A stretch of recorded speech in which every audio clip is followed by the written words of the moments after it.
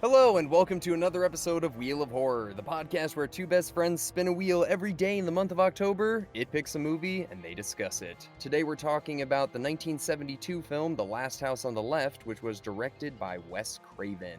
I'm your co-host, Alec. I'm Eric, and with us is a very spooky guest, Will Rahardjo. Big fan of Wes Craven and this movie, this film, The Last House on the Left. Kick it off with you, Will. What's your overall thoughts on this movie? First off, I want to say hello, welcome to everyone. Yeah. Thanks for having me on the show. I really appreciate it. Been listening to some of the podcasts and been really enjoying them. But first impressions, this is a weird movie. This is like one of the weirder movies. That there's nothing really like this movie, for better or for worse. You know, I'll start with that. Yeah, from here. I kind of wanted to just quickly introduce your history with us a little bit more. Sure, So, sure. we met you in, I want to say, probably middle school or freshman year of high school or something like that. Mm-hmm. And were you born and raised in Avon? I know you're raised there, but No, I grew up in Massachusetts. I moved here and when I was in middle school. So yeah. So, okay. So right around mhm, the time you moved there, yeah. yeah. And you were always the dude who knew all the most fucked up movies. Yeah, Yeah. And this is why I kind of thought this was an interesting choice because for me, this movie was kind of the first movie I saw where I was like, that's really fucked up. Like, this is kind of the gateway from I don't want to say normal horror because you know, there's nothing normal about Texas Chainsaw Massacre, but that's a more established horror movie. But when it comes to Last Since the Left, that was the first one I saw where I was like, this is different. And this is kind of opened my eyes to a bunch of the other kind of more 70s exploitation. So this movie kind of does hold a special place in my heart for that reason. how old were you when you Um, saw it? I think I was probably maybe 14 or 15 when I Wow. first saw it. Yeah. And it definitely made a big impression on me. And it was one of those movies where I saw it and I was like, I need to tell people about this. I can't believe this exists kind of movie, you know? And you yeah, did. I mean, you told Eric and I about it, and I mean, Yeah. Eric, this is your first experience with it. Was when Will showed it to us, right? I gotta say a couple things real quick. Will, love, love having you on this. When Alec told me, he's, hey, Will wants to do Last House on the Left on the wheel, I was like, oh shit, Yeah. let's get it going. I was so pumped, but also, yeah, you were that kind of person where I'd be like, hey, I just watched Nightmare on Elm Street Part 7. He's like, oh yeah. Oh, I just saw Audition. You ever hear of Audition? And it's like, oh no, Yeah. what's that? It's like, what's about a woman who? And I'm like, Jesus, Will, that's insane. Why do you watch that? Yeah, exactly. And that's kind of, I think there was when you're in high school, you're trying to find something to kind of shock your friends. At least that's what I thought was funny back, Yeah, damn, you were I that mean, dude, man. this is the era of Two Girls One Cup, where we're like, Oh my God, let's yeah, see it the is. yeah, Yeah, you're just trying to show your friends some weird shit, and this is kind of part of that, so yeah, that's kind of my relationship with this movie.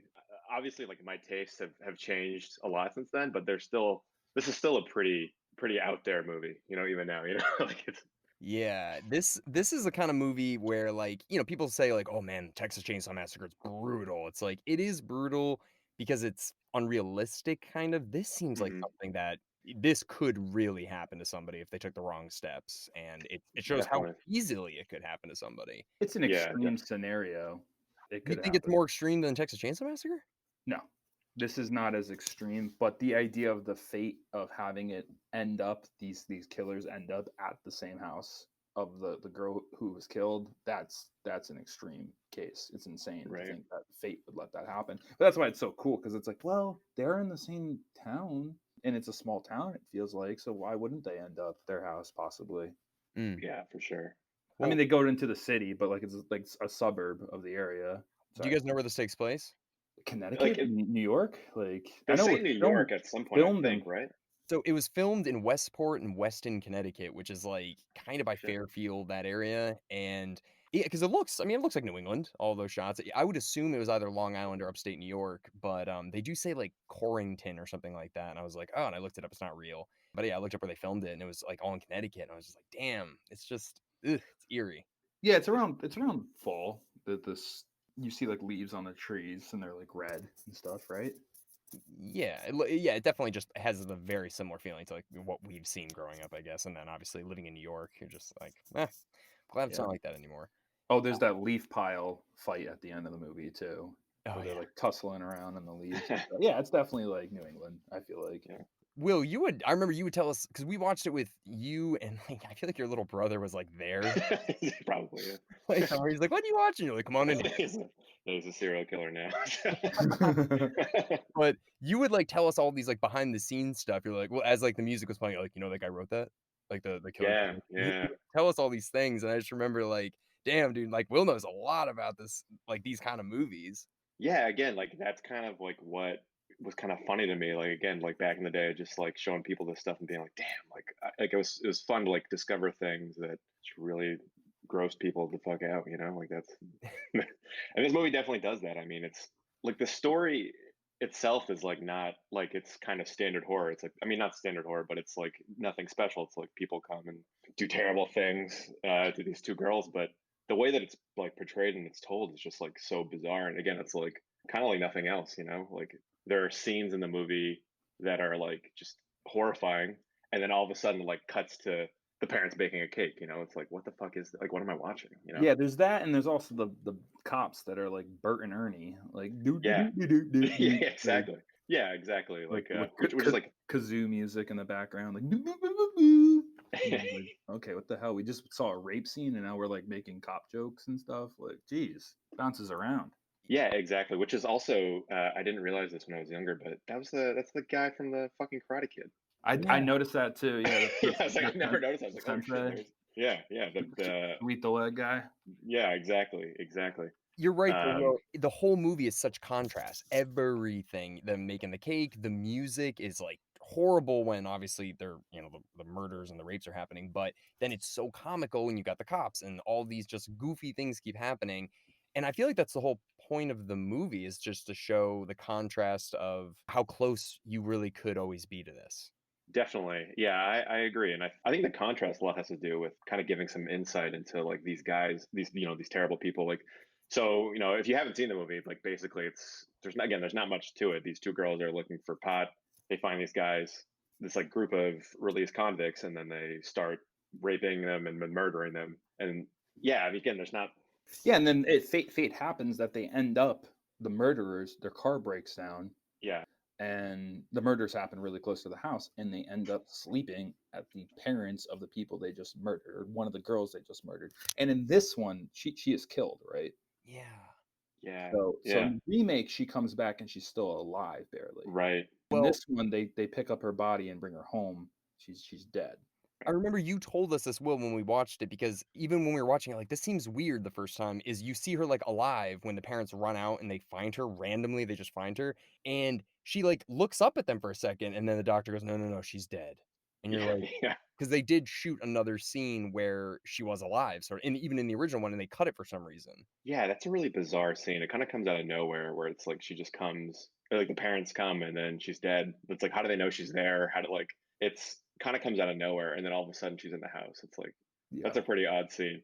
The main idea with this movie is it's a don't hurt daddy's little girl movie. Yeah, yeah, Or in mommy's girl, because it's her 18th or 17th birthday. They're prepping for her birthday and they're letting her go out on the night in the town. She goes out with her best friend, and it's like it's fun. They're just having fun, being young, and the dad's all like, "Oh, she's into this stuff, and let her go." And she just puts herself in a bad situation where she gets killed and her friend gets killed, and those people end up back at the house, and the dad finds out that they were the killers, and man, does he go off on them. He does it more in the remake. One quick thing about the remake, we don't even have to talk about it too much, but I just want to say the trailer of the remake is something that really sticks out in my Yeah. memory of Mm. I love that Dude, trailer so good. with a like not an acoustic version but a piano version of Sweet Child of Mine, and I'm Yeah. like, "Oh, that's Oh, such nice. a perfect song."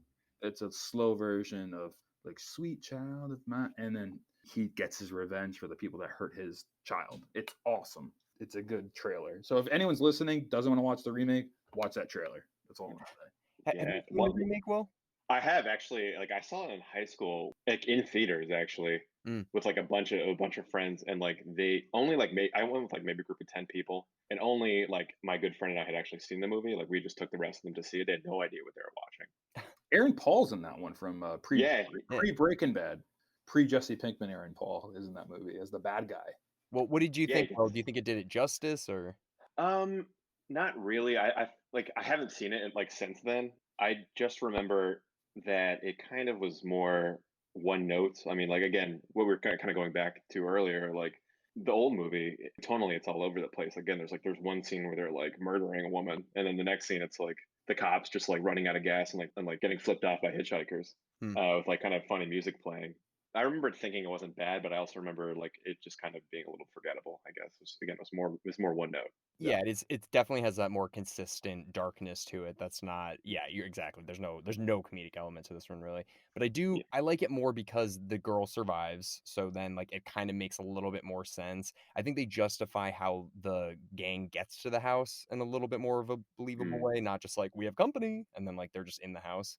So there was a couple things that I remember being like, okay, I'm glad that they changed that, but it does not have the grit. It lost that Yeah, No. documentary feel. it lost the darkness of it. But I will say this one thing I like of the new one that they did is there's that one scene in this one, the 1972 version, where he's a doctor and he puts on gloves and he's about to knock out the person's tooth with the screwdriver. Yeah. Remember that scene? Yeah. No, yeah.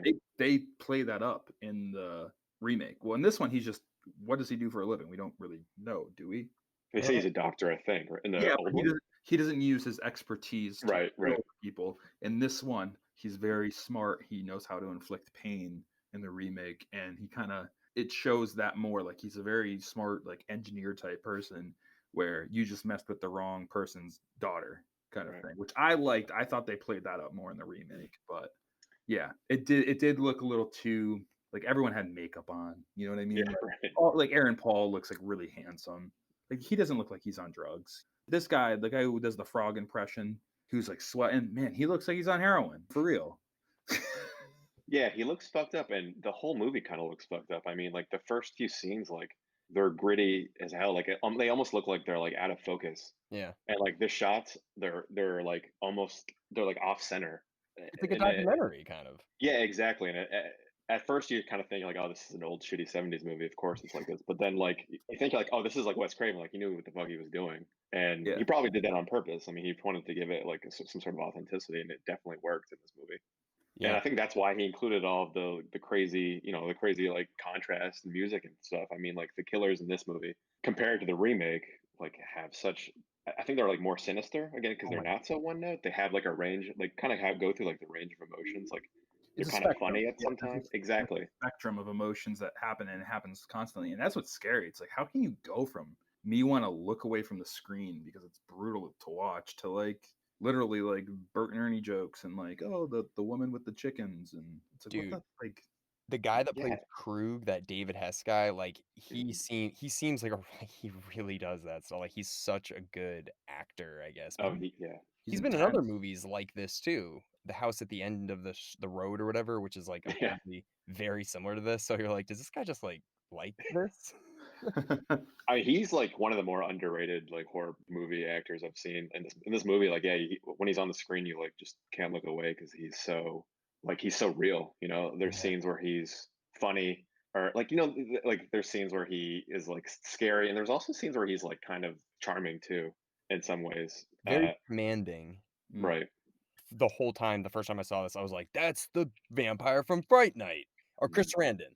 I Chris thought it was Sarandon, Right. him. yeah. Right. It looks like him, but, yeah, it's brutal, and I read a little bit behind the scenes, and apparently, he was pretty method even when the cameras weren't rolling, so the girl that, is Mary or whatever, she was pretty uncomfortable the whole time, which I can imagine. I mean, it's brutal. Tough Oh, movie, he method acted in that. Yeah. tough movie to shoot. Yeah, I can't even imagine being like, "I'm 21, I'm going to shoot this horror movie," and then it's just that. Yeah, I want to touch upon one quick thing. You might find this funny, but when we first saw this, I think it was 2007 or 2008. Will at your place, we were Mary and Phyllis's age, Mhm. and then they go into that killer's place, and after going to college and coming home and all this stuff, I'm like, man, that doesn't look that bad. When I was 17 or 18, I'm like, wow, they put themselves in a bad situation. I can't tell you how many bad situations I was in college. I'm like, oh, that's nothing. I was in Bridgeport for 2 years. Like, this is small potatoes. But it's just funny watching it now, like 30, pushing 30. And it's like, oh man, like the last time I saw this, I was their age. And now I'm the killer's age. And it's like, oh, it's not as it's a weird You know what I mean? It's hard to explain, but I'm like, like, so the innocence of watching it at 17 to the innocence now, it's like, oh man, different. For sure, for sure.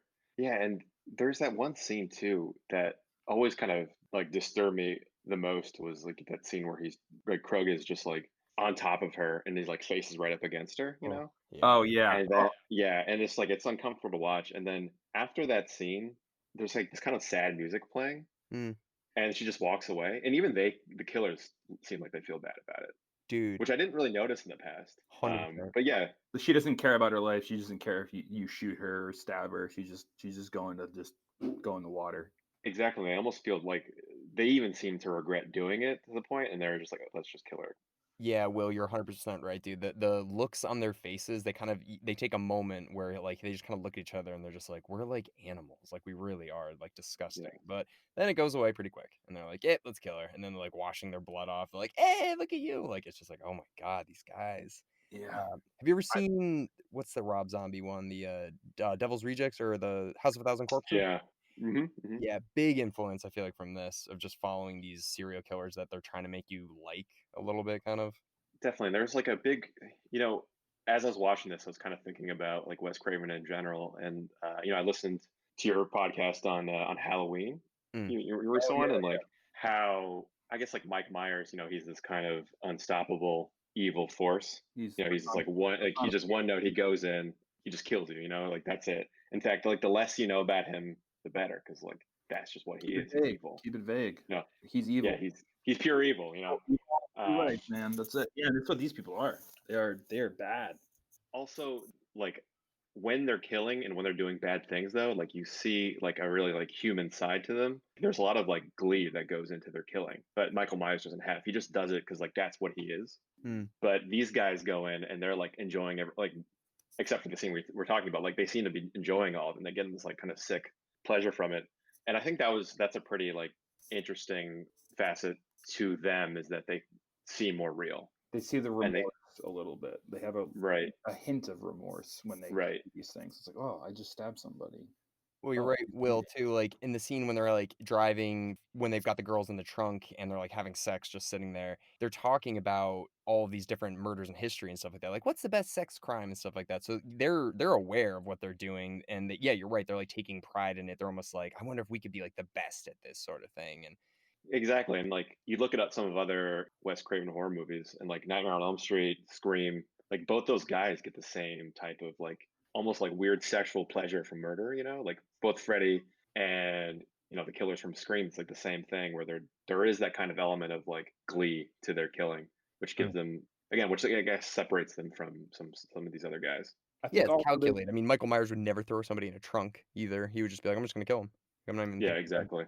I think there's a sense of on the run they have too, where they know they're gonna get caught any minute, and they just keep the ride going. It looks like they're just keeping on going with the flow of their demented murders and stuff, and just going with it until a cop shows up. Well, they just broke out of prison that day because They're they heading up to Canada. They said they're on their way up to Canada, and yeah, and it's interesting. I love the shots where you hear like the news report or whatever, and then it like cuts to them as the dialogue's coming from this. Like this guy was like a child rapist, blah blah blah blah blah, and it's right on him. You're like, oh shit! So we're really getting all the exposition, I guess, about these characters. Very very interesting stuff. And the actor that played that guy that gets his dick bitten off, he was a porn star in real Oh, life. he was a porn star, really? Yeah, he's a porn star and then a huge porn director and producer throughout the 70s and 80s. So I was like, and yeah, most of these people were first time actors, but that guy was he was like a 36-year-old porn star. And then Krug or whatever that guy, David Hess, he was a musician. And then this was like his first role ever. And yeah, it has that real, authentic, no stars, very independent feel to it. yeah. I mean, it was rated X originally. Like it had like 4 different times it tried to get the R rating, and they're like, nope, X, X. Every time they'd send it in. Mm. And I read an article where people in theaters would just send it back to the production company, the reels, the film all chopped up because they're like, this is the worst thing you ever gave us kind of attitude. They finally got an R rating. I would like to know what the X rating would be, and I would imagine it'd be along the lines of a porno, honestly. Yeah, It sounds like it's about there, right? I read a little bit about it because I was like, yeah, I just want to know more about this before we talked about it. Apparently, there was the lesbian forced scene was pretty graphic. It like went on for much longer, and then I don't know if you guys noticed, but there is a scene where Sadie, the like evil girl, it's pretty hard to, I mean, if you're not really paying attention, but her head is down in between Mary's legs, so it looked like she was forcing herself on Mary too. So I'm sure that was probably more in depth. I'm And they imagining. cut they had to cut it because this is supposed to go to the theaters. I think we see enough. I don't know if we need. Yeah, oh, for 1972, I would hope so, but I don't know. Also, one other thing I want to just point out: Texas Chainsaw Massacre came out in 1974, right? Yeah. Yep. This is 1972, and man, did they use a chainsaw? Yeah. Oh yeah. So, did this? I mean, probably didn't inspire Texas Chainsaw Massacre, but I think this was the first horror movie to really use a chainsaw. I can't think of any other movie like that uses it to kill, but because that's I how mean, Krug eventually reaches his demise. But Evil Dead, but that's years and years. yeah, No, Yeah, that's yeah. later. Evil That's Dead. later. Evil I Dead. mean, yeah, That's that's yeah, way later. 1980, I think. Yeah. yeah, it's way later. No, you're right. I can't think of a change. I'm sure. I mean, there probably is, but yeah, not that I can think of. Yeah, That whole ending sequence it's much more believable than the remake, just because like it's less choreographed. Like they're just bashing into walls and stuff and pushing each other. But Wes Craven loves that Home Alone setup, like where like the booby traps. Like he did that in Nightmare on Elm Street, and then this, and yeah, he really loves that shit. what was it? Shaving cream on the floor? Like that's really gonna stop anyone. But Yeah. I like that. But also, I like the ending shot after he kills Krug with the chainsaw. Like the birthday banner is like disheveled in the back. And it's kind of like Oh, yeah. that scene in Jurassic Park when like the park's like a mess and the T Rex and like the banner's falling. It's like that's like after it was supposed to be her birthday party, and now it's this huge murder scene. And you see like "Happy Birthday, Mary" in the background. It's like, damn, that's a terrible birthday. I wanted to ask you guys too. The last shot of the movie, there's one. I kind of wish they did this, and I don't know. I want to see what you guys think. So it just ends on the parents, like after the cops bust in, and it's just right on them, and they're covered in blood, and their daughter's dead. It's horrible, and they just saw him kill Krug. I kind of wish the cops would have said something like, "All right, John, put your hands behind your back," or something like that, because Yeah, he's still, Mhm. even though he's right, he's still committed murder and broke the law. So I interesting. feel like that would have gave it this weird, ambiguous feeling to it. And again, I'm not, whatever. I'm just a piece of shit. But this is, you know, I kind of, No, give it like kind of Night of the Living Dead ending, where it's like they went through so much, and then it's like kind of turns back around on it. hmm Yeah, that would have been good. you'd be so conflicted because you're just like, he's not wrong. They killed and raped his daughter, and he did exactly what anybody would do, but he still broke the law. Like it's, ugh. Yeah, you had a cop as a witness of him using a chainsaw to murder somebody. So, Yeah. What do you guys think of Ada, the chicken truck driver? are those her real teeth? So fun fact about her, apparently Sean S. Cunningham, the guy that did he produced this, but he did Friday the 13th. So he had his family, that's where they shot it all in Westport, Connecticut. It was at his family's house, and she was, I guess, their maid and nanny. And they're just like, let's put Ada in this. And they just got her. And that's seriously what happened. They just filmed the scene with her. So that's her name. And her name is Ada, and the actress's name is Ada. So they're just like, just get her. And I don't know. Ever Yeah, talking about it. let's have fun. We're making a movie. That's what it felt like. I don't Let's know. do that. Yeah. Well, Will, do you have anything like, is there any, I know you just mentioned your favorite scene, but is there anything that like particularly stuck with you for the rest of your days? I mean, again, like I said earlier, like this is one of those first movies I saw that really like kind of stuck with me. Your gateway I drug. think it was exactly, yeah, and I think it was just kind of the realness of the movie, like seeing the contrast again of the horror and the comedy was just like something that I wasn't used to. So yeah, like the scene with Ada was like, why is this? The first time I saw it, I was like, why is this in this movie? And that you kind of, the more horror I watch and the older I get, the more I kind of respect that because again, like if you compare it to the newer movie or like some other like newer horror movies, there's a real like distinct style to this movie that I think still stays strong. Like this got me thinking. I was thinking a lot about before this. I was thinking a lot about the different remakes that came out, like the Nightmare on Elm Street remake that came out, Mhm. the Friday the 13th remake that came out, and then this one that came out all in like the 2000s. And those movies just kind of lacked something. They lacked like a distinct style. They kind of just seemed like they were like at this point, like in the 2000s, horror movies were actually studios realized they were profitable and like there wasn't as much of a stigma around them. But like these movies were made by guys at the time who really wanted to do these movies, Hmm. and they put their own flair in these movies. And I think that's what really sticks to me about the movie is how much of Wes Effort. Craven's Yeah. Yeah, effort and like just like how much of his own style and like things that you wouldn't normally expect in a horror movie I appear in this movie, I which I would really really like. I would agree with everything you just said and more because there's effort there, there's work ethic with it, and there's also no budget. These people are probably putting in their own money to do some of this shit, and Right. it's a thing of like just you can respect it more while watching it. It's like was it the best shot scene? No, but you know how they did it, and you know how hard it was for them to do that scene. That's a layer of respect. I also like that Wes Craven was involved with the new remake. I think he was in as a producer credit for the remake, and he's been gone now for 5 years. I think he passed Yeah, away in yeah. 2015. It's crazy to think about. Sucks. There, Even like a more established movie like Halloween or Texas Chainsaw Massacre, I mean, those movies have their own style and like especially for the time, like there's nothing else really like those movies. And they've kind of adapted more, but you look at a newer movie or a remake of it, like the ones I just mentioned, and there's something that's like just feels a little more produced and a little more like through the mill. yeah, big budget. Like these, yeah, exactly. Well, before we wrap this up, Will, there's one movie that because you did show us quite a few strange movies that I'm glad you did because like this one specifically really stuck out to me was Last House on the Left, but then also Videodrome. Yeah. Dude, I love Videodrome. I bought it. I watch it easily once or twice a year, and that was a movie you showed me and Eric. And dude, I mean, have you watched that recently? I actually have, yeah. I've been meaning to show it to my girlfriend who like just hates horror movies, but I'm like, you kind of have like you just need to watch this because like I feel like it's like a part of me. I've seen it so many times, where you just like you just gotta watch it. But Dude, yeah, it still holds up. I mean, it's great. we're gonna do a podcast on that in the future, and I'd love to have you back on for that one because Yeah, for sure, man. For sure. all And then right, cool. adding on to Alex's note before we wrap it up, Will, any other movie you'd like to recommend that we put on the wheel besides Videodrome next time? Ooh, I Just mean, one, just one. you guys mentioned Audition recently, and Ooh. earlier, and I actually did rewatch that like pretty recently, and that movie holds up as well. I mean, it's like kind of plays like an old Hitchcock movie, but it's in a really just like fucked up way. Like just the pacing of it, though, the pacing of it, like the intrigue. Play again, like it plays like you're like watching like an older like suspense movie, and then it just gets like totally off the rails in the last 20 minutes. Which again, there's not much else like it that I've seen, so I would recommend that. It's a good horror movie. Your All right. description has made me too afraid to watch it. Honestly, You've never seen it, Alec? I haven't I've seen it never either seen it. because of Will. Yeah. Okay, I wanted Yeah, to make that because Will, you terrified me just by like describing it. I'm like, I don't want to watch this movie. it's a good one. But It's a good one. Videodrome, Audition are on the next wheel. That's All in right. stone, bro. That's in Well, stone.